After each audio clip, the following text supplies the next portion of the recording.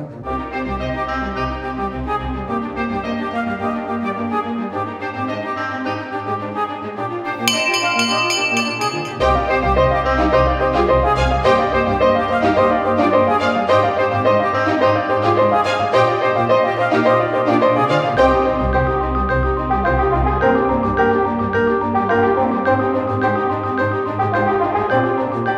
Fabrique de la Cité, nous intervenons plus particulièrement sur le cas de la résilience des villes européennes face au choc démographique. Donc, qu'est-ce que c'est que ce choc démographique que nous traitons? C'est celui de l'afflux soudain de réfugiés syriens, notamment venus en Europe à l'automne 2015, donc qui a vu arriver des réfugiés jusqu'à 500 par jour dans la ville de Hambourg par exemple. Et nous le traitons plus particulièrement en traitant de l'exemple des villes allemandes et des villes suédoises.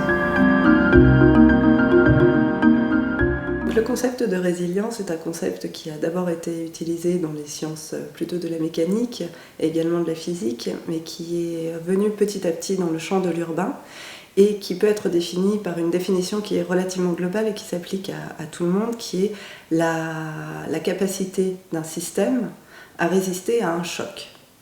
Une différenciation qui est assez intéressante, c'est celle de la résilience et de la résistance.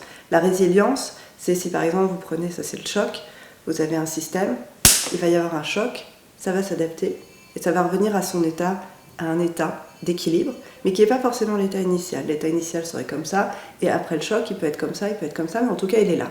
Et la résistance, c'est ça. Donc ça tient, mais parfois ça ne tient pas du tout et ça s'effondre. Et donc c'est ça, c'est un changement de paradigme qui est très intéressant, puisqu'on part du principe que le choc existe, mais par contre aussi que la capacité à arriver à un risque zéro n'existe pas. Donc il faut prendre en considération le choc. Mais cependant, la thématique en elle-même, la problématique de la résilience urbaine n'est pas une thématique qui est nouvelle. Si on regarde l'ensemble de l'histoire urbaine, on se rend bien compte que les villes ont toujours cherché à avoir des stratégies pour faire face à divers chocs et ne pas s'effondrer, mais continuer à trouver un état d'équilibre.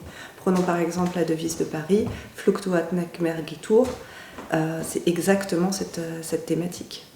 Et l'intérêt du colloque de Cerisy que nous menons actuellement avec l'Institut Veolia et Sabine Chardonnay d'Armaillac, c'est justement de convoquer des sessions thématiques qui sont très expertes, mais par contre, peu à peu, dans le colloque, de faire évoluer, de faire varier les points de vue sur ce sujet, de façon à voir que chacun peut avoir une définition de la résilience qui est très spécifique, et réussir à faire sortir chacun de ces spécialistes de leur domaine et d'étudier les présupposés de la notion de résilience appliquée au réseau, appliquée à l'urbanisme, appliquée à l'architecture, appliquée à la résilience face au choc climatique, appliquée aussi, et ça c'est une des grandes spécificités de Cerisy et ce pourquoi nous sommes particulièrement heureux d'organiser un colloque ici, appliquée aussi au domaine de la culture, au domaine de l'art.